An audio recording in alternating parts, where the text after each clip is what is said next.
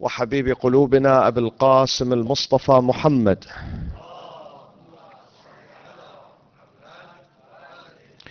وعلى أهل بيته الطيبين الطاهرين المعصومين المنتجبين الغر الميامين.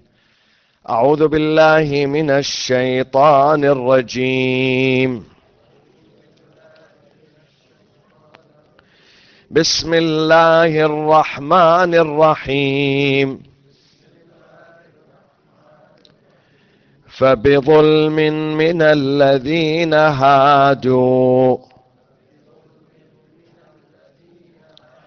حرمنا عليهم طيبات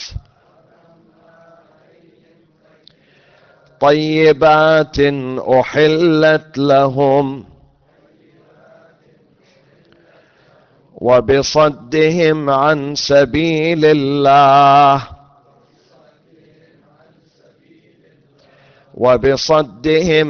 سبيل الله كثيرا وأخذهم الربا وقد نهوا عنه وأكلهم أموال الناس بالباطل وأعتدنا للكافرين منهم عذابا أليما.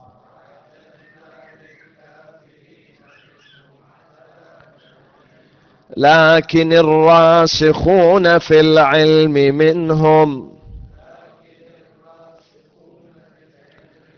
والمؤمنون يؤمنون بما أنزل إليك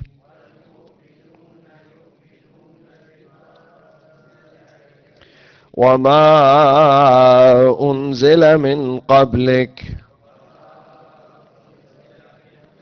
والمقيمين الصلاة والمؤتون الزكاة والمؤمنون بالله واليوم الآخر سنؤتيهم أجرا عظيما. أولئك سنؤتيهم أجرا عظيما. صدق الله العلي العظيم.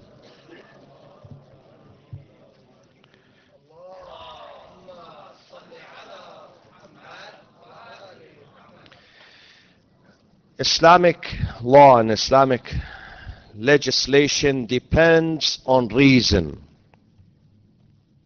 Depends on reason. The halal and the haram in the Quran, in our religion, has a philosophy, has a reason, which sometimes we do understand and sometimes we may not understand. It needs further investigation and further discussion. It cannot be discovered easily or simply. It needs someone to go and spend some time and find out why this injunction, why this issue is halal, is lawful, and why that issue is unlawful or haram. It depends, scholars, they say, depends on masalih and mafasid. Whatever Allah made lawful and good, it's for our own benefit. And whatever Allah made unlawful and haram and forbidden, it's again for our own benefit. If we stay away from it, if we don't stay away from it, it will be detrimental to us. It is going to hurt us. Maybe we're not going to see the hurt immediately. Like the smoker. کوروش جان، کوروش کجان؟ بله، ما اتاق مخصوص بچه ها داریم اونجا، یه اتاق مخصوص برای بچه ها داریم. صلوا على محمد وآل محمد. Maybe we are not going to see the hurt like the smoker who does smoke, and you tell him you are hurting yourself. He says, where's the hurt? I don't see any hurt. My health is better than your health. But in the long run, tell him, wait after 10 years, 20 years, 30 years. You're going to see that. So it all depends on masalih and mafasid, what is good for us. Allah wants us to live healthier, safer, happier. When we adhere to the Islamic law, in the long run, our life is going to be stable. We're going to find more happiness and more content with our own life when we stick to the Islamic law. Here in this verse, Allah subhanahu wa ta'ala in this verse, in verse number 160, Surah al-Nisa, this one, and Surah al-An'am, 146, Surah al-An'am. Allah subhanahu wa ta'ala says, because of the aggression, because of the iniquities, the injustice and the aggression of Bani Israel, of the Jews, we made certain food that they liked, and not only they liked, but it was halal for them before. It was okay for them to consume and eat. We made it as a penalty. We made it unlawful to them. From now on, they cannot eat this food. They cannot approach this food. Although yesterday this food was halal for them. But because of their aggression, we ordered them to stop eating this halal food as a punishment here, as a punishment. And Allah subhanahu wa ta'ala has two types of punishments. One is material or physical. One is material and physical. The other is moral and spiritual. I'll give you an example of these two punishments. And likewise, we have two types of rewards. One of them is material and physical. The second is moral and spiritual. The hadith says that Allah sometimes punishes people in their own bodies. He gets sick with an ailment, with a disease, and that person has to suffer for a period of time. Sometimes Allah sends His punishment to the person in the form of material loss in his business, in his income, in his shop. There is a decrease, sharp decrease, because of certain things he did. One of them is the fraud. The fraudulent. He thinks that he's making money. He might make money today and tomorrow and after tomorrow, but in the long run, he's going to lose. He's going to lose. In the long run, he's going to lose all the money he made from unlawful source. And these are material punishments. Sometimes the punishment is not physical or material. It is spiritual. That person has a house, has a family, has a steady income. He lives in America. He lives in the place where there is the best weather, the best probably and the strongest government, but that person is unhappy. Always unhappy. Always you find that person unhappy. If you ask him, you don't have food? He says, I have the best food. You don't have family? Yes, do I have family. You don't have a shelter house? I do. I have a car. I have income. I have money in my pocket, but I have no happiness in my heart. I have no happiness. And this is a punishment too. This is a punishment. And this is what Musa alayhi salam, one day Musa, because he was so disappointed with the wrongdoers in his community, with some of them, he was so disappointed. He said, Oh Allah, I'm not asking you to take the money from them. Keep the money among them, with them, but make the money, instead of being the source of relief and happiness and a prosperity, make it a source of pain on them. The same money, don't take it away. Make that money a source of misery for them. This is a verse in the Quran. در این آیه 160 به آیه نگاه کنید عزیزان، و سفارش منم عزیزان روزهای پنجشنبه قرآن یا با خودتون بیارید یا از اینجا قرآن بردارید که یه خورده یاد بگیریم قرائت قرآن، یاد بگیریم یه مقدار این کتاب خدا رو یه خورده بخونیم، یاد بگیریم. این چند آیه که با هم میخونیم ما علتش این است که یه مقدار یاد بگیریم قرائت قرآن. آیه 160 میفرماید فبظلم من الذین هادوا.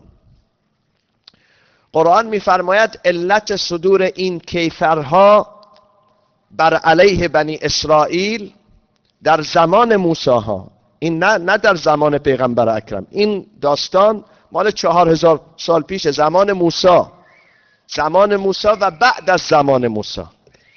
علت صدور این کیفرها چیست؟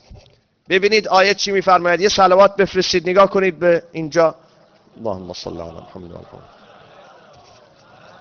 قرآن میفرماید فبظلم من الذین، به خاطر ظلمی که از قوم یهود صادر شد و به خاطر جلوگیری از راه خدا، طریق خدا، هم ظلم کردن هم کسی هم که میخواست به خدا نزدیک بشه میگفتن نه نزدیک نشون، جلوگیری میکردن. فبظلم من الذین هادوا حرمنا علیهم طیبات احلت لهم و بصدهم، صدهم یعنی جلوگیری از راه خدا، جلوگیری میکردن. قسمتی قرآن میفرماید قسمتی از غذاهایی که اونها دوست داشتن، علاقه داشتن به این غذاها، مثل غذای گوشتهای گوسفند و گاو و اینها که اینها دوست داشتن، بر اینها تحریم کردیم. کیفر بود. البته کیفرهای بنی اسرائیل فقط مادی نبود، معنوی هم بود، ولی به درد نمیخورد. شما به یه بچه‌ای میگید بچه اگر اذیت کنید مدرسه نمیرید فردا. اگر بچه واقعا عشق و علاقه به علم و مدرسه و اینا داره ناراحت میشه. اما اگر مدرسه رو دوست نداره میگه از خدا میخواد، میگه انشالله 1 سال من مدرسه نرم. ولی به همین بچه که نمیخواد بره مدرسه بگید که من قرار بود به تو مثلا یه شکلات بدم، یه غذای خوشمزه بدم، تو رو ببرم چکی چیز، فردا تو رو نمیبرم چکی چیز. بچه به گریه میفته، به خاطر شکمش به گریه میفته. خداوندم به بنی اسرائیل کیفرهای معنوی اونها رو محروم کرد از یه چیزای معنوی زیاد، به درد نمیخورد چون اونها افراد مادی بودن، افراد معنوی نبودن. بنابراین اینجا خدا میگه چون کیفرهای معنوی به درد نخورد و اینها افراد مادی هستن، ما الان بر اینها داریم کیفرهای چی؟ این دفعه مادی بر اینها داریم تحریم میکنیم که و یکی از اون کیفرهای مادی این است که غذاهایی که اینها دوست داشتن بر اینها حرام شد، در حالی که قبلا حلال بود، الان حرام شد این غذاها. فبظلم من الذين هادوا حرمنا عليهم طيبات احلت لهم وبصدهم عن سبيل الله كثيرا. Allah mentions 4 more crimes here of that community, and this is a lesson for us, we Muslims, we who came after Bani Israel, after Musa and after Isa. Those Muslims who were during the time of the Prophet sallallahu alaihi wasallam, and Muslims who exist today, and Muslims who are going to be born tomorrow. A lesson for them. Allah says these crimes here in these verses. I'm not talking about previous verses. We discussed some violations earlier in the previous verses. But in these verses from 160 and 161, listen to these 4 violations. Number 1, because of their aggression, because of their wrongdoing, their iniquities, their injustice, and if you missed what they did few thousand years ago, you can catch it today. You can see what they are doing today. This is part of their aggression. A Jewish settlers in one of the settlements in the West Bank. Did you see the program on CBS? 60 Minutes? She said, we are here. We know this is illegal. We should not be here. But I am here because I am fulfilling my religious duty. I have to be here to kick those Palestinians out of this land. Is this justice? You think this is justice? Huh? If this happens anywhere on the earth, they will burn that lady alive. They will burn her. But because she's doing injustice against some poor, deprived, voiceless men and women and children in Palestine, nobody say anything to her. That is called peace. This group is not a terrorist group. But the group that says, I need my land, I need my house. I need my house, give me my house back. This group is called terrorist. You don't deserve life. You have to shut your mouth and stay in the camps. You know, there are some Palestinians who live in the camps for the last 60 years. 60 years. Who can accept this? Can anyone accept this? To be exiled from his land, from his farm, for 60 years, living in camps outside Palestine. Is this peace and justice? This is how do you want to implement peace? Who can accept this peace? Do you call this peace? And someone who comes from Russia, him, his father, his grandfather, his great-grandfather, they were all born in Russia. They come to Palestine and they claim, this is my territory, this is my sand, this is my soul, this is my land. Is this justice? This is not justice. And that does not work. That does not work. And the world now is realizing slowly. Amir al-Mu'mineen ruhi lahul fida. This great man has a beautiful saying. He says, oh people, al-haqqu jadid wa in talat bihil ayyam. Truth remains truth. Truth remains a truth even after not 60 years, 600, but even 6,000 years. The truth remains truth. Wal-batilu makhdhul. Falsehood, injustice, tyranny is going to be defeated even after 10,000 years. It's going to be defeated. میفرمایند امیر المؤمنین ای مردم خیال نکنید حق شما از بین میره و ضایع میشه. شما اگر یکی خونتون رو غصب کرده گرفته 10 سال اونجا نشسته، خیال نکنه اون شخص که حالا که 10 سال شد مردم فراموش کردن، 20 سالم بشه، 30 سالم بشه، 300 سالم بشه، 3000 سالم بشه، باز باید این حق به شما برگرده. باید این حق به شما برگرده. دنیا اینجور، سیستم دنیا اینجوریه. خیال نکنید حالا من یه چیز گرفتم با زور، اون شخص ساکت شد، چیزی نگفت آقا پولم رو بده، نگفت، ساکت شد 1 سال 2 سال. حتی اگر اون شخص بره زیر خاک، فرزندان اون شخص، نوه‌های اون شخص، جنریشن دیگری بیاد، باید حق به اون فرد برگرده. سیستم دنیا اینه عزیزان. سیستم دنیا اینه. حالا بذار آمریکا و 10 کشور مثل آمریکا با اسرائیل بیستن. 10 تا کشور مثل آمریکا. حق ضایع نمیشه. بله چند سال ما صدامون ما رو میترسونن، چیزی نمیگیم، ولی بعدن که نمیشه. تا کی؟ Therefore, Allah says, because of their iniquities, one crime because of their aggression, their iniquities. The second crime, وَبِصَدِّهِمْ عَنْ سَبِيلِ اللَّهِ. بِصَدِّهِمْ. Okay? And صَدِّهِمْ عَنْ سَبِيلِ اللَّهِ. They hindered many from the way of Allah. They hindered people. People wanted to reach to God. They wanted to reach to Allah. They hindered them. They stopped them. They barred them. وَبِصَدِّهِمْ عَنْ سَبِيلِ اللَّهِ. The sad if someone wants to do something good, you discourage him. You discourage him. He wants to pray. You tell him, no, this is not time for a prayer. Let's go and have fun now. He wants to fast. No, you can't fast. Look at yourself. You are losing weight. Don't fast. He wants to build an orphanage. You tell him, don't do this. The economy is bad. He wants to feed the poor. You tell him, no, don't spend your money. This is sad, barring a person from doing an act of goodness. This is what some of the Jews did during the time of their messengers. Allah said, because of this, we inflicted them with two types of punishments. One, spiritual. The second, material. One is spiritual, and the second one, material. وَبِصَدِّهِمْ عَنْ سَبِيلِ اللَّهِ كَثِيرًا. Not one or two times. This was their habit. وَأَخْذِهِمُ الرِّبَى. The third crime, that they took usury, interest. Someone who's desperate, someone who's distressed, someone who needs food to eat, he comes to them, to one of them, asking for $10.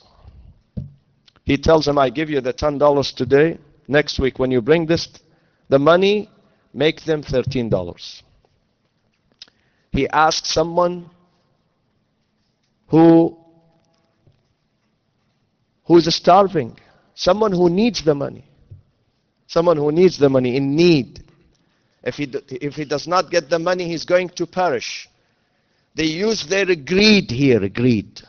That I give you the money, but when you come back next week, bring me $13. I take $3 interest. وَأَخْذِهِمُ الرِّبَى. Allah says, وَقَدْ نُهُوا عَنْهُ. Although they were forbidden from that, even in their law, in the Jewish law, this is not only in the Islamic law. Taking interest and usury, it's not an Islamic concept. This is a human concept. It's forbidden. Forbidden throughout the history of mankind. Because if you have money and someone else next to you needs some of your money, you cannot tell him, I don't give you the money. You may help him. And you know the reward, the thawab of giving loan is more than the thawab of giving that money free. Do you know that? The hadith says. Are you with me? The hadith says that if someone wants $100 from you, you tell him, I give you this as a loan, the reward of that, the thawab, the outcome, is much more greater than giving that $100 to him free. Because you are doing two things to him. Number one, you are building his character. You are asking him to go and work, not to be a useless person. Go and work, bring me the money back. Allah is going to give you the money. So number one, you are helping him. Number one. Number two, he's going to bring you the money back. You give this money to a second person, then to a third person, then to a fourth person. Are you with me? There is two benefits in that. So here we should not take advantage of people. I give you this $100, bring me $120. We should not exploit people at the time of their need. We should not do that. وَأَخْذِهِمُ الرِّبَى وَقَدْ نُهُوا عَنْهُ. Third, وَأَكْلِهِمْ أَمْوَالَ النَّاسِ بِالْبَاطِلِ. And devouring the wealth, the money of people, بِالْبَاطِلِ, wrongfully. And this is cheating, this is theft. One of their things that they used to do, not only taking usury and interest, they used to cheat in their business dealings. They were not honest. They used to cheat. One day, Allah subhanahu wa ta'ala said to Musa, Ya Musa, go back to your community, Bani Israel, and tell them, do not call upon me, do not say, Ya Allah, if you have haram in your stomach, haram food or haram income in your stomach. لا تدعوني والسحت في بطونكم. Don't. I would never answer you. I would not look at you. If you have something haram in your stomach, you have eaten food that does not belong to you, through cheating, through theft, through other ways, haram ways, then don't call upon me. Don't. Your dua is not going to reach me. Farmudan, ey Musa, bigid be in ظالم های بنی اسرائیل، قل لظلمت بنی اسرائیل، این دزهای بنی اسرائیل برید بگید هیچ وقت دعا نکنید، نه التماس کنید، نه بگید یا الله مادامی که لقمه حرام در شکم شماست. نگید من اصلا به شما اصلا نگاه نمی کنم، حاضر نیستم نگاه کنم. من به انسان دروغگو، به انسان دزد، به انسانی که به دیگران ظلم میکنه، به افراد خانوادهش و افراد کمیونیتی ظلم میکنه، من اصلا حاضر نیستم نگاه کنم. بنابراین دعا نکنید، نگید یا الله، وقتتون داره ضایع میشه، تلف میشه. Then let me read, this is the Holy Bible. Look at this Holy Bible, huh? Look at the Holy Bible. Here in Leviticus. In Leviticus, that's the Old Testament. Leviticus is part of the Old Testament. In Leviticus 7, chapter 7, verse 22 and 23. Let me read it for you. And the Lord spoke unto Moses, saying, God said to Moses, and the Lord spoke unto Moses, speak unto the children of Israel, saying, you shall eat no manner of fat of ox or sheep or of a goat. This is what exactly the Quran here is saying. That because, but here the Quran states the reason why they should not eat. In the Old Testament, they changed it a little bit. They don't mention the reason why. They only say, God said to Musa, go to your community, tell them not to eat the fat of the oxen, which is cow, and the sheep or the goat. But they don't say why. They don't say why, because it's shame if they say why. It will be, big embarrassment. So this is number one. Regarding usury, this is in Deuteronomy chapter 23, verse 19 and 20. Chapter 23, verse 19 and 20. This is God is speaking to Musa, that you shall not lend upon usury to your brother. Meaning, a Jewish person should not charge interest from a Jewish person. If you give him loan, haram, forbidden to charge your Jewish people, friends, brothers and sisters, usury. But you can, listen here, verse number 20, unto a stranger. But if someone is non-Jewish, if he's especially Muslim, it doesn't say, this is from me. It doesn't say here. Unto a stranger, you may lend upon usury.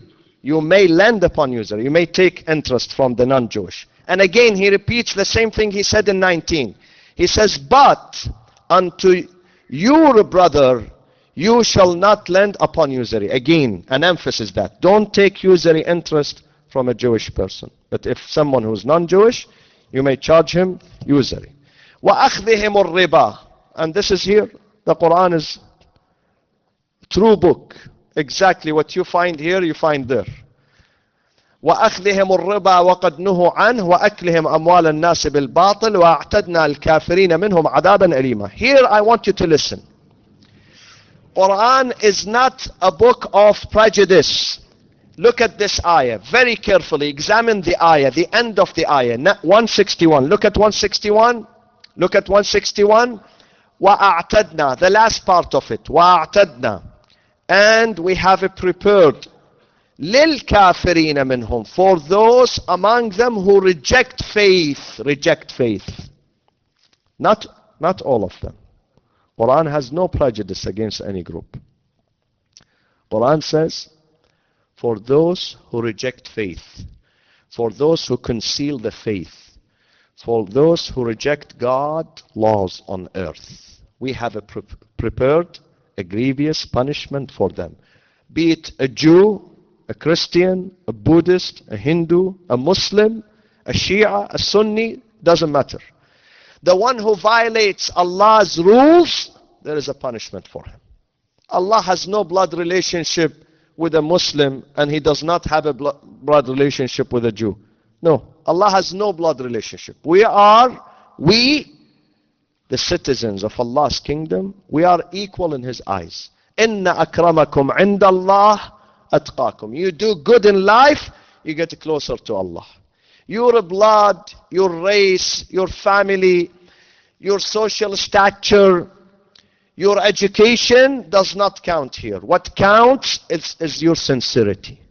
Your sincerity, your hard work, your faith, that one gets you close to Allah subhanahu wa ta'ala. آیه 161 میفرماید برای کافران آنها عذاب دردناکی آماده کردیم، نه برای همه اونها.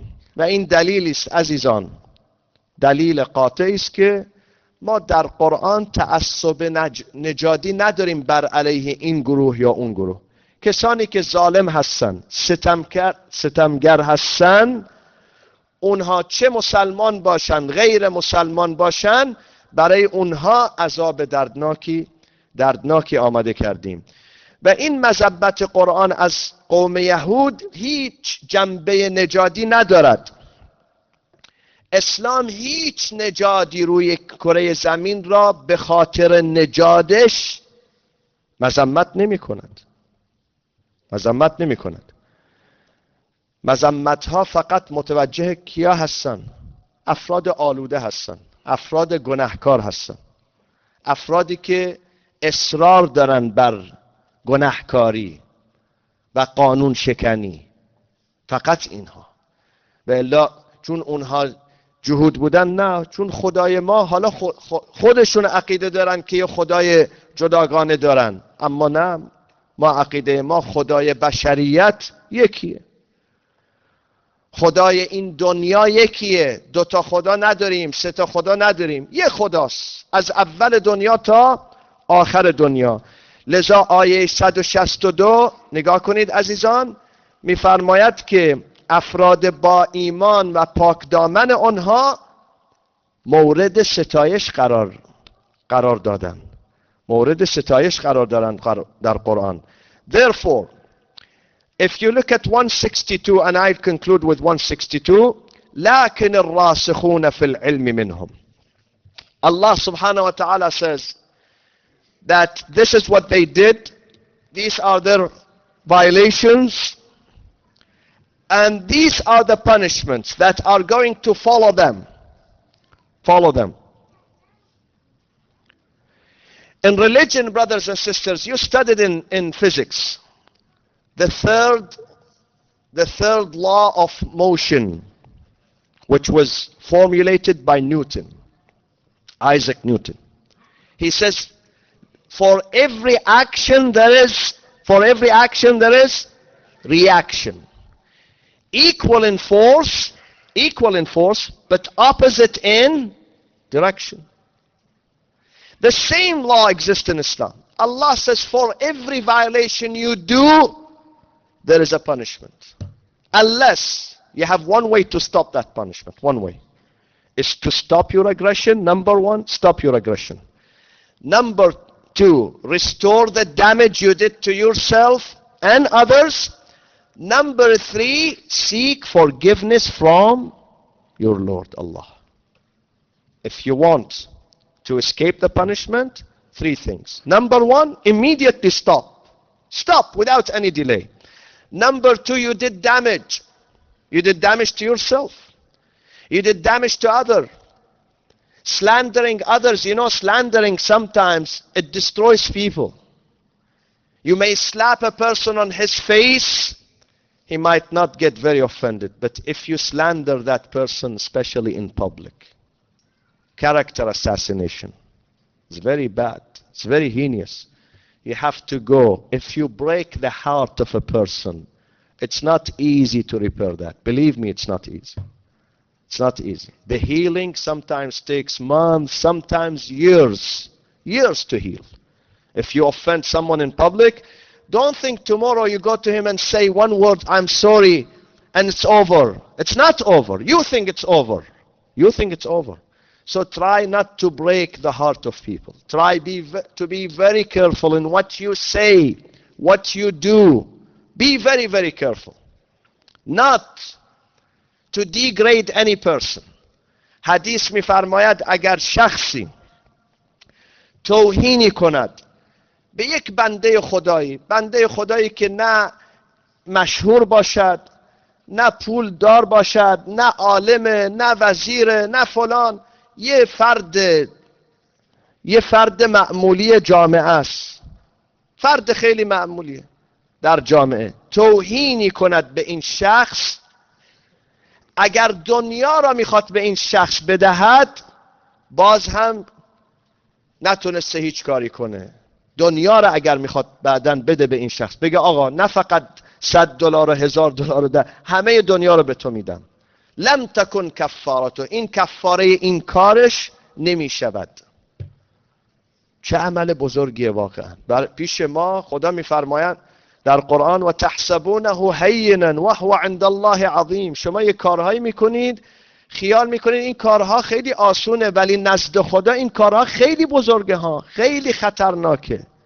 خیلی سعی کنیم عزیزان به افراد چه مسلمان چه غیر مسلمان توهینی نکنید، دل کسی را نشکنید، این کار رو نکنید، چون این اگرم توبه نکنید نتیجه این کار 30 سال بعد، شاید 30 سال بعد این کار رو ببینیم. داستانی به شما بگم، نمیدونم انگلیسی بگم فارسی بگم، میگن به فارسی بگید ما متوجه میشیم. حالا علی آقا ترجمه میکنید؟ بله یه نفر، خیلی مختصر میگم، میگه من رفتم یه جای دعوت بود، پدر اومد، پدر یه عده مهمان دعوت کرده بود خونش و سر سفره، حالا نمیدونم نهار بود شام بود، فرزند اومد، پدر یه حرفی زد، فرزند یه سیلی زد تو گوش پدرش جلوی 20 نفر مهمان. میگه ما اصلا نتونستیم دیگه غذا بخوریم، واقعا خیلی ناراحت شدیم، همه دیگه زده شدیم، دیگه اصلا اون روز سفره رو گذاشتن کسی نتونست غذا بخوره. یکیشون میگه من خیلی ناراحت شدم تا جایی که شروع کردم به گریه کردن. میگه بعد از اینکه مردم رفتن پدره به من گفت فلانی ناراحت نشو، 30 سال پیش در همین خونه من خودم سیلی زدم به گوش پدرم، من خودم این کار کردم، الان نتیجهشو الان بعد از 30 سال دارم میبینم. Brothers and sisters, for every action there is a reaction, for every crime there is a punishment. Be very careful of what you do. Be very careful.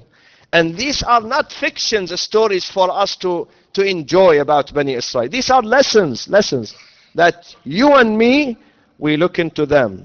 If we are doing the same thing, usury, if we are barring people from following Allah's road, if we are doing injustice, iniquities, if we are doing cheating in our business, in our life. وَيْلٌ لِلْمُطَفِّفِينَ. Allah says in the Quran, وَيْلٌ لِلْمُطَفِّفِينَ. Woe. Who are مطففين? مطففين, when he wants to get his right, his full price, he gets the full price.